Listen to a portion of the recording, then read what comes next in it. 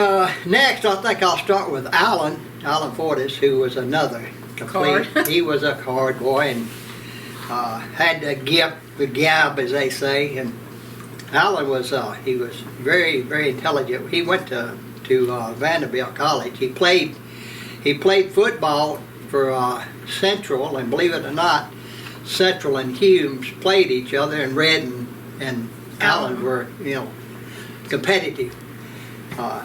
Just a little info there, but Allan, he was a card boy. And he's another one. You just couldn't help but like Allan. He was always cutting up, carrying on. One of the funniest things I remember about Allan was, they were talking and carrying on. All the group was, and somebody had mentioned racing, and foot racing and running, and Allan said, "Well, I tell you what," he said, "I carry the same weight on my back against anybody that wants to run," and Joe, he smarted off and he said, "Well, you'll probably fall over if you're gonna carry your own weight." And Allan said, "Well, I tell you what, Joe," he said, "I'll tell you what I'll do." He said, "I'll race you if you want to race." And Elvis, and all, they were standing there, and Joe, he laughed. He said, "That'll be the day." He said, "I'll race you anytime you want to." Allan said, "Well, let's race." And Joe said, "Okay, let's make it interesting. Let's race for $20. Allan said, "I'll race you for $20. And so they lined up on the men and made a certain distance they was going to run. Well, I think Elvis gave the go-ahead, and boy, they took off.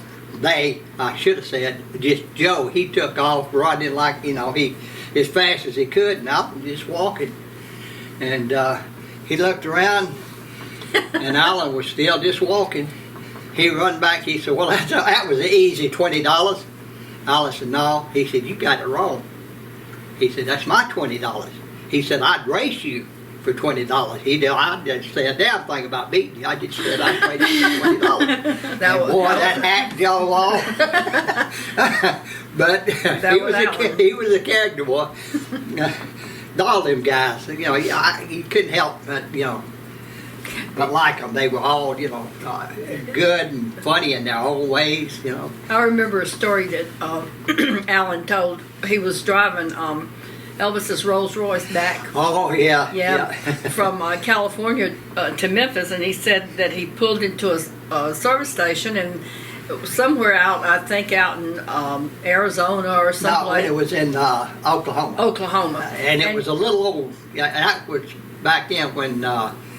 I'm sorry to interrupt. That's okay. Go ahead. Route 66 was, that's the only way you could, get. They hadn't built the expressway all the way then, and it was a little country like store, and the guy come out and they checked your oil, washed your windshield, checked your tires, all that. It was a full service. It was full service, yeah. For the self-service. So he got to doing all this and checking it, and he finally found the oil stick on it. Because Rolls Royces, the way they built, boy, I mean, it just everything just about enclosed. So he finally got through, and he walked around in front of it, and he said, "Boy," he said, "that's a pretty car." He said, "That is a beautiful car." He said, "But then it should be." I mean, he said, he said, "I know whose car this is." And Allan said, "Well, whose you think it is?" He said, "Roy Rogers."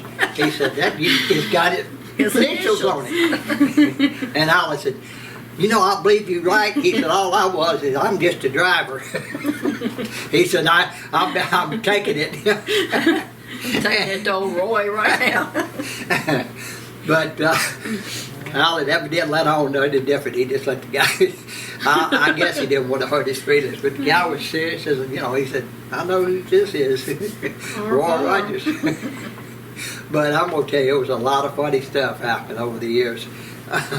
How did Allan come to work for Elvis? Because you said Allan and Red knew each other from high school, being high school rivals in football. But how did Allan come to work for Elvis? Allan actually, him and George were, friends. Okay. And George, he just, George, you got to get me, where I can meet him. He said, this way. And finally, George asked Elvis, and Elvis said, yeah, sure, let him come on up.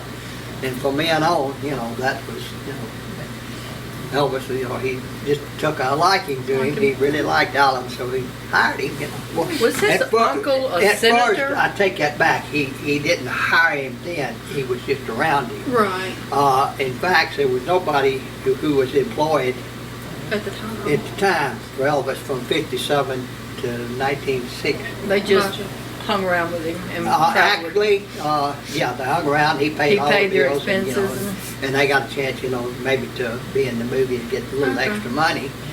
Actually, the one who actually got all that started, believe it or not, was Joe Esposito.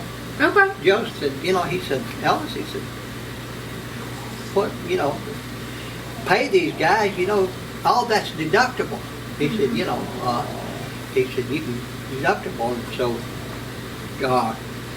Elvis has to call because he's right. He said, it is. It could be deductible. I bet Colonel was like, Joe, I'll kick your tail. Well, I don't know. Like I say, it was. a good idea. A good idea because Elvis, needed tax write-offs on a lot of stuff. And actually, Joe took care of the business part of it. All that Elvis done and all the receipts or whatever, he sent back to Graceland to Uncle Vernon, and they paid it from there. I got you. Joe did a lot. Joe was good. He did a lot. That, and you mentioned it. You were asking Papa a minute ago.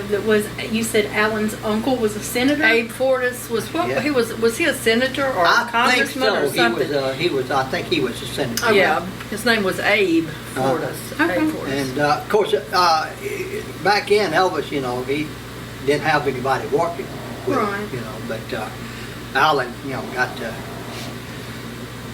being friends with him and, stayed, gosh, all the time, just about at Graceland if he could,